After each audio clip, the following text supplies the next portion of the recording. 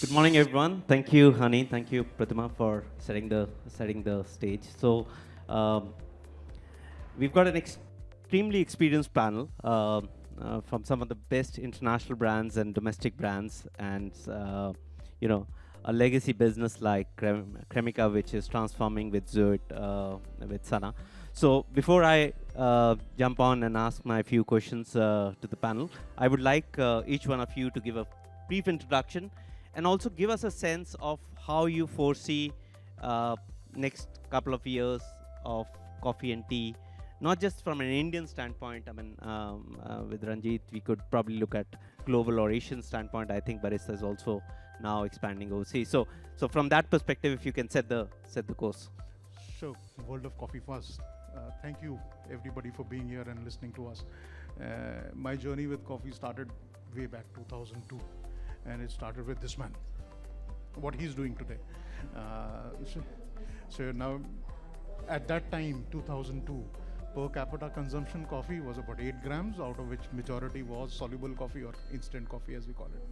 Today, it looks very different. It's not only the chains, interest from entrepreneurs, guys who want to explore the world of coffee.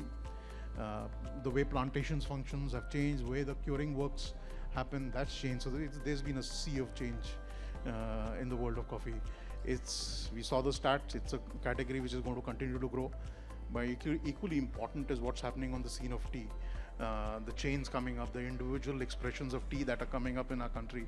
It's a phenomenal time to be part of this industry of stimulation. Hi everyone, good morning. Good morning.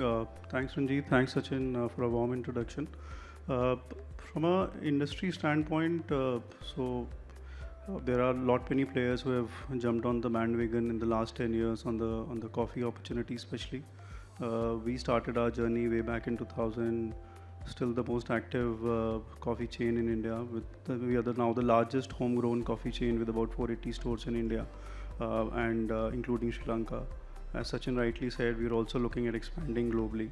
To touch upon from an industry standpoint, still 80% of the coffee which is consumed in India is still home, which is instant coffee as a big segment, right? So there is a large opportunity.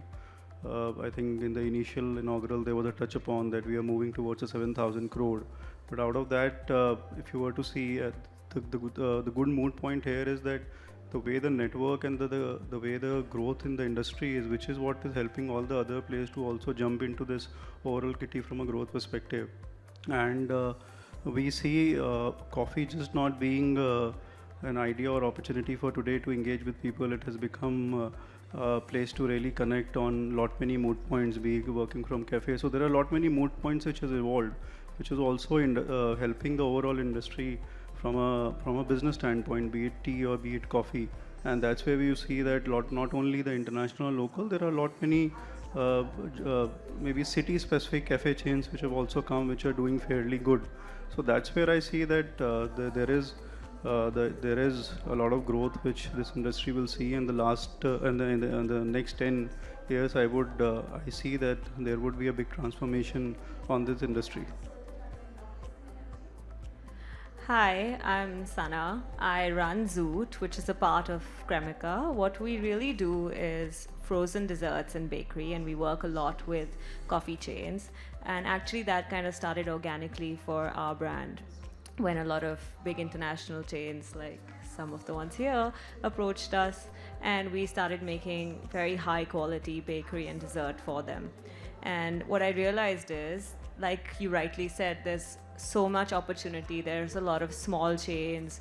We start with a brand that has 2 stores and they end up having 15 by the end of the year. Scalability is a great, you know, benchmark built into a coffee business today. And because people are getting customers that are building habits with coffee and tea, customers keep coming back. So unlike a restaurant and a coffee shop, will become your regular coffee shop. You might not go to a restaurant every day, you know. So, but what's amazing is the Indian customer is really discerning. So that's where I come in.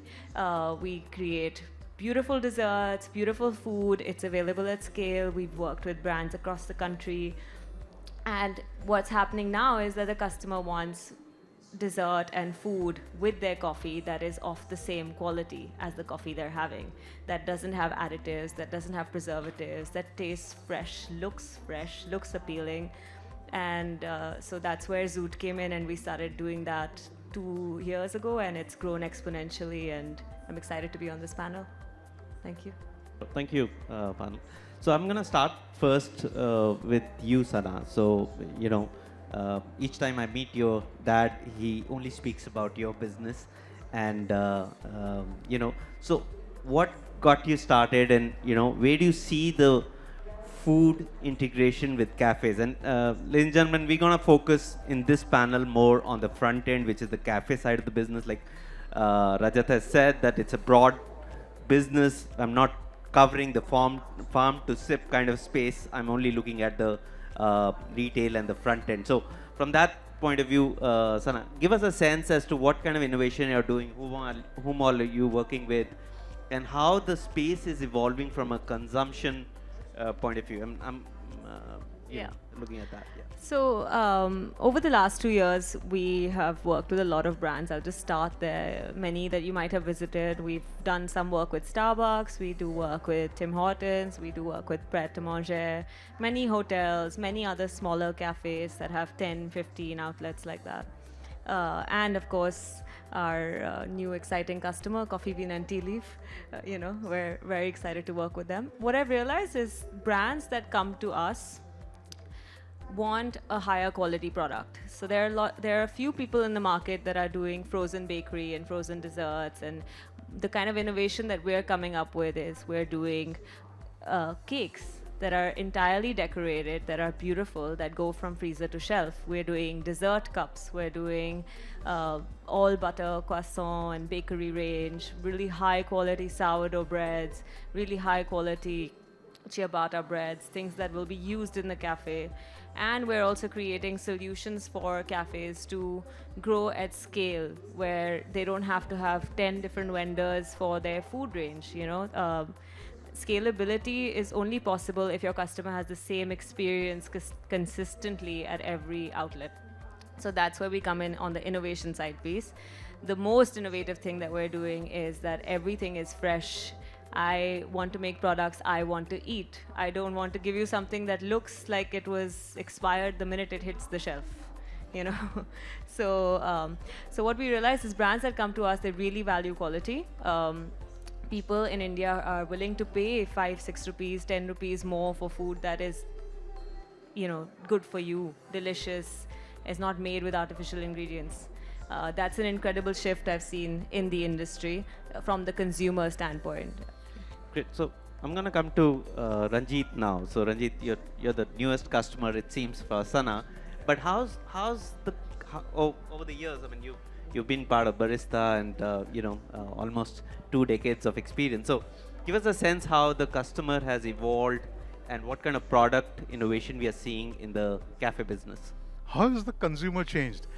I'm going to tell you as an experience when I was standing behind the bar, making coffees, and maybe a 25, 30-year-old walks up wanting to place an order for a cup of coffee, sees espresso, says, I want espresso. He says, espresso. And natural reaction, okay? Have you tried espresso before? It's a short soul of the coffee which you will get. There's no milk, there's no sugar. And the person was taken aback. We had to start educating consumers then what's an espresso, cappuccino, latte, americano. From there, if you look at where we are today, a consumer knows what beverage is required and what's the flavor profile they're looking for in a cup of coffee.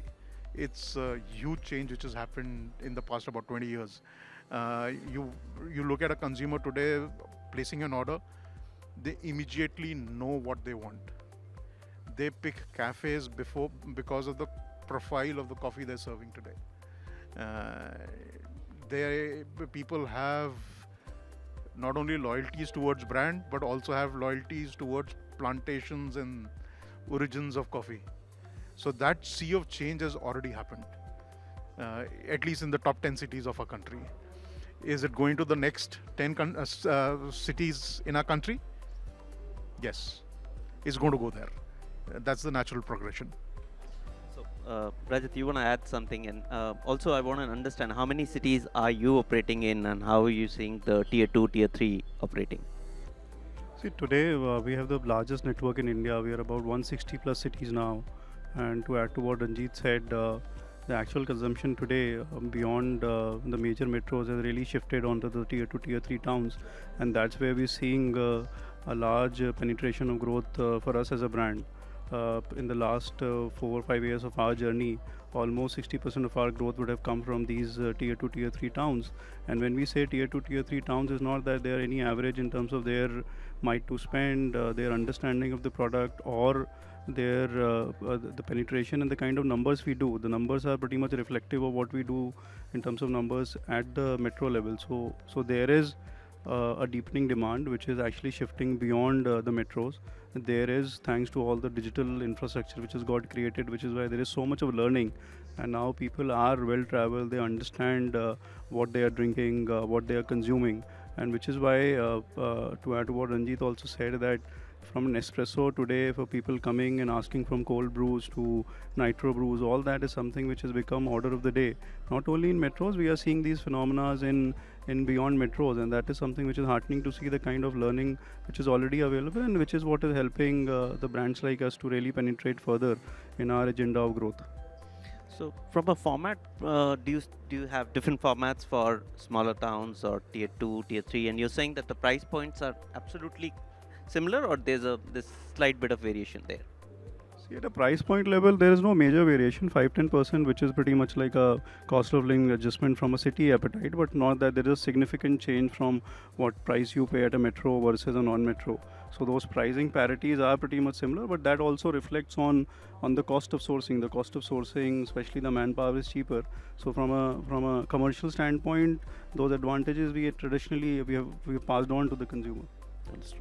So, from a food standpoint, so both Ranjit and Rajat, so I wanted to understand what percentage of your business comes from food, and how we seeing that evolving, because we were seeing some of the discussions yesterday. I think Tim Hortons spoke about it, that you get a customer who's Gen Z, and he's not loyal by its definition, right? So and it's a the price points is one part of it, but also you're just one cup away from losing him. So how are you seeing that as well? So first question is, how much is food, and how are you evolving? How are you seeing this Gen Z becoming loyal to your business? So what kind of innovation is required there? So historically, our food has been in the range of about 24 to 26% basis on the format or the location type. Typically, the captive audiences are large in terms of food share, versus some of the high street malls are generally again high on the overall food opportunity. But traditionally, our food contribution has been in the range of about 24 to 25. But what has changed in the last 2 years, what we have also made a conscious effort to also integrate a lot of fresh food opportunity in the store, where we are actually changing our formats and making them suited to a bit of fresh food dispensing, apart from the bakery, which is any which way source at the back end, some fresh food opportunities. So like I think Ranjit would relate to like a Subway model, where a lot of integration on the food is actually made in front of you, though all the back-end infrastructure is sorted, all the food is coming from the back-end. However, the food plating is actually done a la minute as per order. So this is something which has really helped around on the food opportunity by at least 3-4%. So wherever we have done, our food contributions have increased by about 4 to 5%, which is a healthy sign, and that's where when we engage with Gen Zs, so there is a big opportunity on the health side, and that is what we are focusing on. What we've also done, not only food, even on the beverage side, we are the only brand which are now looking at beverages in the zero sugar category. So there are almost 7-8 beverages. In fact, our entire frappe range today is zero sugar, and that is something which is catering to some of these young audience, which is also keeping health in mind while they are consuming products. Ranjit? Some very interesting points there. So this is how I look at food. And I'll give the example of Batman and Robin. So Batman beverage, coffee or tea, is the hero in a coffee shop. There's no doubt about it. Anybody who's walking into a cafe, the first primary objective of a purchase is beverage, whether it's coffee, tea, or any other beverage which is on the menu. The second, and possibly a close second, is going to be food. Uh, a movie is incomplete without Robin being somewhere around. So that's the role I see of food. It's an almost an equal hero in the whole story for a coffee shop. Where is it going to move? Uh, Rajat rightly pointed out, freshly assembled is the way to go. From a consumer, it's a good reminder that okay, there is something fresh which is getting assembled for them. From a unit economics perspective, it works out better if you do assemble in store. Uh, it's the way to go. Sana, I'm sure, with whatever she's doing, is going to be helpful for all of us from a frozen category and assemble in store perspective. So that's how I see food as a mix. We currently run at about 30%, north of 30%. Varies by city, geography, location of the store, but north of 30 is system. Where do we want to get to? Obviously higher than that. And I think what's going to be important for us if you're looking at a business number perspective, what's going to be important to track is how many units of food are you selling per bill. Roughly, if you look at it, most of us in the industry will be somewhere about 0.7 units of food per transaction. How do you push it to a 1? It will have to start small, it will have to start interesting. And that's where the innovation has to go, where you're giving small size portions, good enough for an individual, maybe an option for making it a 2 portion when you want to share, and that's how you grow that segment a little more. Sure. Before I come to Sana, I wanted to understand from a profit perspective. So, does food perform better or beverage? I can take that. From I guess it's a factor of how you're sourcing the food side of it, which will make the biggest impact. If you're doing a little bit of assembly in store, and I was talking about the unit economic side of it, it works out better, helps you control wastage better. But beverage is always going to be more profitable.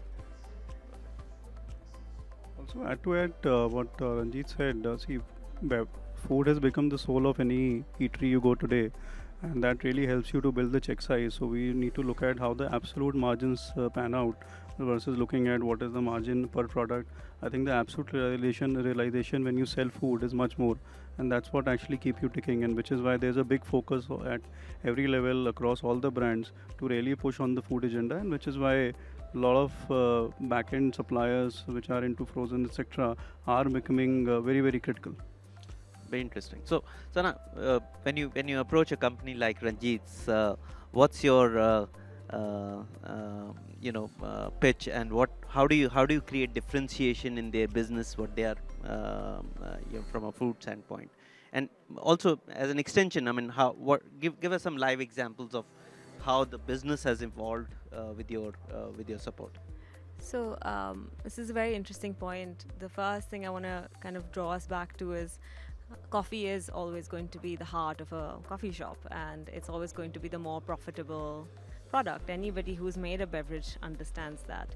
But what we found is that when we have value add food, in the sense that we help brands create signature items, we help brands create something memorable, then when you have 10 coffee shops in a market, the customer will pick one which has a good coffee, and maybe one where they're like, okay, you know what, I'm a little hungry, that sandwich is my favorite, or that dessert is my favorite, or I just love this cookie and I need to get that with my coffee. So I've seen this with a lot of brands that we work with. There was one brand in particular where we launched a really old family recipe of mine, actually, as a signature product for them. And when the brand bought that product, sometimes it's like we're tasting with people like, who are like you guys, and here we're just tasting a cake or tasting a product, and you're like, this is great, but you don't know if the customer will pick it up. Kind of like how when an espresso was first started, people didn't really understand black coffee, right? And today we have people who are having nitro brew. So the same way, when we started this product, I wasn't sure if people will pick it up, but I had an idea, and I told this international brand that, look, you're coming to India. In India, we love nuts, we love rich desserts. So I think this will work. And it became a signature product for them. And today they sell more of that cake slice than they do croissant in a coffee shop, which is significant. So, go ahead, go ahead. Something to what Sana said. Say, I think where people like Sana help us out is getting that consistency when you're going multiple cities. It can be a city which is just about 25 kilometers away, or even Delhi NCR.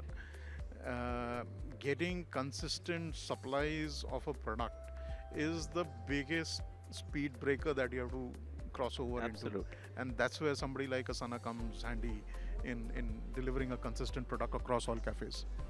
So, good that Ranjit brought it up, because the forum we are part of today was started in 2011 purely to address that. So we started this forum because at Franchise India, which is our holding company, we used to get thousands of applications every day for people to start a business, and most of them wanted to start a food business. But there was no standardization, no consistency. So the whole objective was this, and thank you, Ranjit, for bringing it up. So, from a promotion point of view, I mean, when you speak about the innovation you're doing with food, coffees, how's the promotion going on? And today we are really talking about collaboration. So give us a sense. I saw in Rajat's one of the outlets, which is in our office, some matcha pista collaboration that was highlighted. So give us a sense how's the promotions running these days, and give us a sense of the customer also. So, so collaborations have become order of the day. What we've done, as I think you would also noticed, so just recently we've done collaborations to sell some health bars at the store, which is a brand from the kitty of Yuvraj Singh, Toodles. So we have done a collaboration with them, where what we are doing is we are making a collab product, which is Toodles and Barista. We have done health bars. We are doing some trail mixes, and we are even now looking at getting into the protein beverage category with that brand, because one, it helps us to engage beyond the audience which we already have, because the kind of celebrity following which this celebrity superstar has also gets his mind into the store in terms of getting more footfalls to the store, and also a better product recall. Also, we've also historically done some collabs on with the US Pistachio team, where we integrated few products in our store which were made by US Pistachio. We've just recently done a similar collab on the cranberry side, where we have integrated desserts and beverages, integrating cranberry and pistachio, which is with the US with the US Institute. So that is something which really helps us to really create new products, along with some of the insights which really are helpful from the brand side on the collaboration side, and that is something which is really helping to create far more reach, and also helps. It's a commercially wise decisions today to really have an integration directly with Yuvraj Singh, signing off a product versus integrating a product through him. It really commercially works much better, and that is something which we have been really taking a good insight on, and that is something we want to really continue as a brand. Interesting. And how's the promotions for them? Or Ranjit, you want to add to that? Yeah. So the way I see it is like a barbell. The core of your menu is the core strength. You cannot let that go. Be it your espressos or teas or cappuccinos or lattes, whatever is the core menu, that is the strongest core. And I think keeping that protected and having a storytelling around that is as important as having a product innovation going on. From an innovation perspective, if you look at it, there are two spectrums you're playing in. One is on the values spectrum, so that you can get early adopters in. Then you're playing the premium segment, where you're getting innovative products, matcha and pistachio, as he's saying, or even going down the route of protein beverages. Those start moving into the premium beverage segment. So both those segments need to be taken care of. Which segment you play when is the thing to keep in mind. And there is obviously some signs of planning your calendar through the year, following the peaks and waves that we see from seasons to seasons. If you look at it from where do you get innovation from, I'll give you the example of my current organization. The iconic ice blended that we have. Who made that?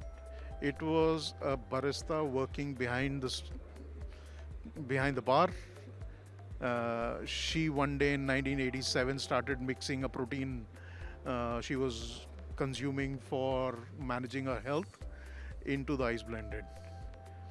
Uh, so it was a crew member who was doing it for her own health. And from there, other consumers saw it and said, I want to try it. Today, it's ubiquitous with us. It's there in every store. The original mocha, the original vanilla that we sell in our stores are still the same as that girl had invented way back in 1987. Uh, I think what the story over here is knowing your people in the store and the kind of ideas they can give can be sometimes phenomenal path breakers. So years on the ground and years on the trends that are going on. From a trend perspective, you have uh, flavor profilers like the guys you see around this exhibit, who will be tracking trends on what's going to come in next. Today, this year, it's pistachio matcha. Next year, it's going to be something else. What it's going to be next year, we can talk off the stage. But then there is a next year trend which has already started to come in. If you followers of social media, you've been seeing trends like dry Americano or gravity coffee and all that stuff which is going around. At some point, it will land up in coffee shops. So, So, yeah. very interesting. They say that 50% of menu of McDonald's is designed at the outlet level, right? So Ranjit brought it up. So, but he also spoke about social media and how people today. In my days, I used to give an example of barista that every time a barista outlet opens, you get to know about barista, right? So that's how I grew up.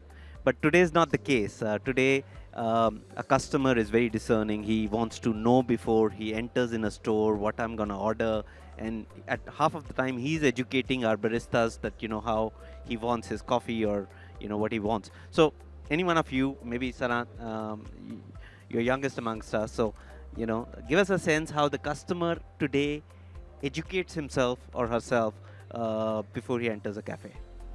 So it's a really fascinating question because you're right, people are very aware today. Thanks to social media, everybody understands a lot of wide range of products, and also customers have an expectation of something new or something exciting, which is what we were talking about earlier with like special products.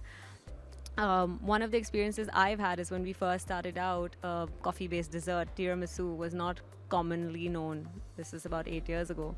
And we had people asking us, what is this? Whereas today, it's completely the opposite. There are people coming in and giving you multiple versions of feedback of how they would improve the product. So that's a really big switch. I think social media is an incredible tool.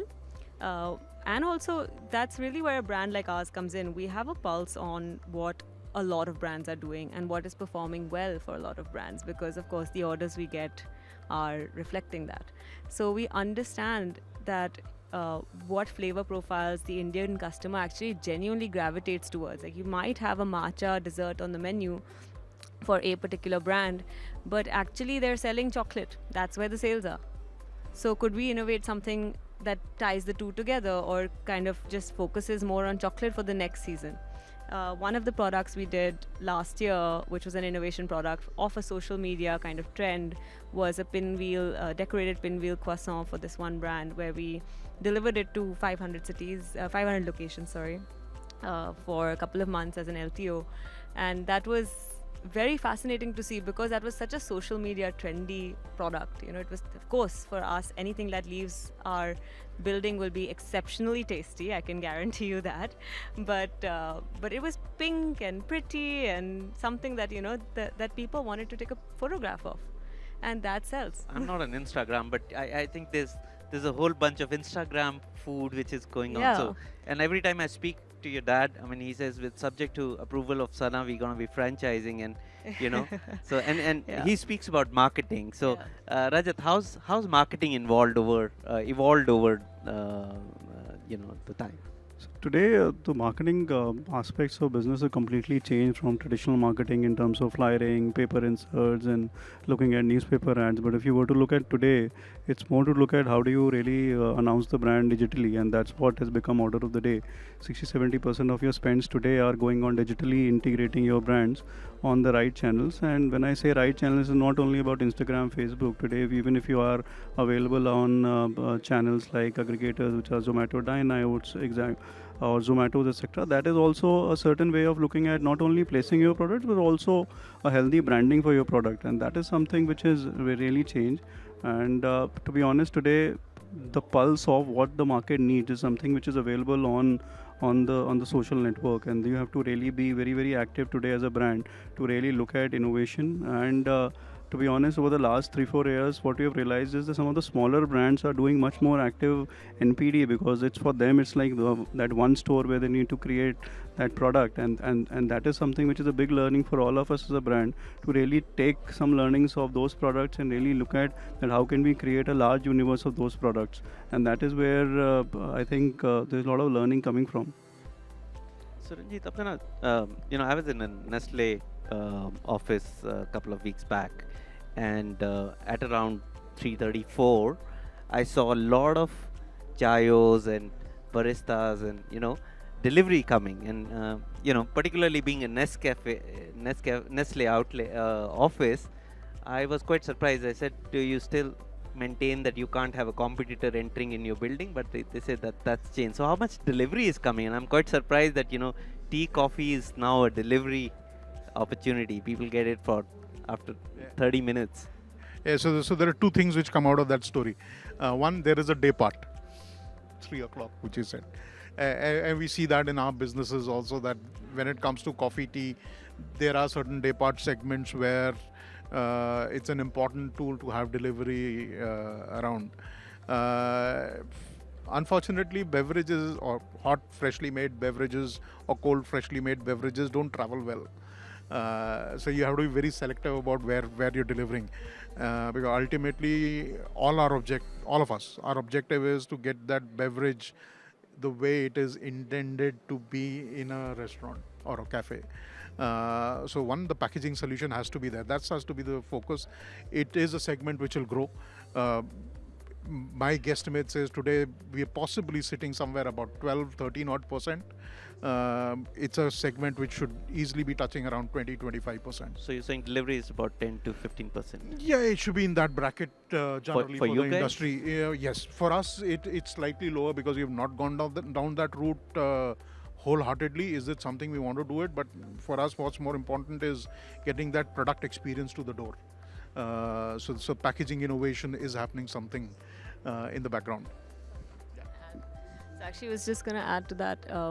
Packaging is actually the biggest play and key factor in delivery, and a lot of brands we work with have been aggressively innovating on packaging, not just in the beverage but also in the way they're packaging their food and how we're providing it to them, so that delivery is not compromised. In fact, I was surprised to know that Chayos is now on a Zepto Cafe, and they're serving, I think within 8 minutes is what I heard, and this is very innovative packaging they've done. So Rajat, you want to add something to this? So, From a delivery standpoint. see, from a delivery standpoint, currently stands about 15 to 16% for us as a brand. That's And impressive. again, it really depends on, I'm saying, a national average, because there are few places which are not really catered by the delivery guys, and a lot of highway locations which get omitted. But overall, as a brand, we do about 15% odd on the delivery. As rightly said, packaging over the last 4-5 years have evolved. So, in fact, in the coffee shop zone, we are the only brand who have actually integrated pitchers in our store. So, like you would have seen a chai pitcher coming to your place, there is already a coffee pitcher which we have integrated, and which is used for both our hot and cold. And that is something which has become a big success, because if you have to order in bulk, those pitchers are more suited than your standalone cups coming to your place. And that is something which we innovated during the COVID time, and that has really picked up. So again, single boxes, single cups being delivered today. There is packaging which plays an important role, and packaging cost, to be honest, to really service a beverage or a good quality product has become a part of the cost ecosystem, which has become as a very important cost which needs to be integrated if you have to really create a healthy funnel on the delivery. Interesting. So we are open for any questions before I jump on to the last set of questions that I want to ask. But feel free to interrupt and ask anything to the panel. So on expansion, Ranjit, you were mentioning there's a big expansion that is on cards. So give us a sense on that. Which markets, what formats? So from expansion perspective, I guess the highways already got made with chains like my co-speaker. We have to start driving on that highway now. I think that journey is already started. It's a phenomenal market to be in. If you look at it from the business perspective, top 10 cities in India, you can count them on your fingers. Anybody I ask will name all those top 10 cities on their own. That's going to contribute 80% of the business anyways. So I think our first priority is to hit those cities and saturate them. If you've been tracking Delhi, we've already opened a couple of stores in this part of the world, Gurgaon, Noida, Delhi. Few more coming up, interesting locations. Yeah, it's a market which excites us from the fact that the infrastructure exists. We have to ride it out with a proposition to our consumers which is interesting and acceptable.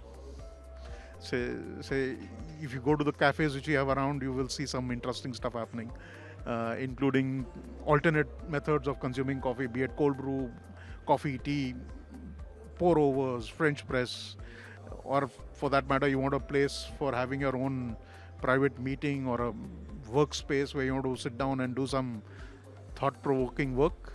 Spaces available. So there's interesting stuff happening from how we're going to place our cafes and formats.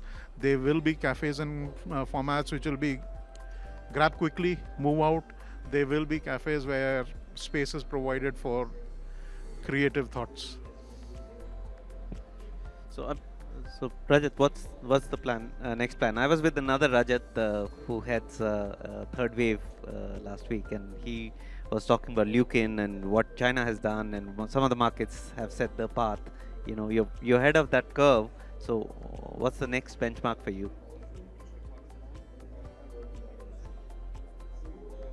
So See, there is definitely a large appetite. Sorry. Go ahead. There's definitely a large appetite in terms of growth, and to be honest, we have opened almost about 250 outlets in the last 5 years, and which also include a fair bit of COVID.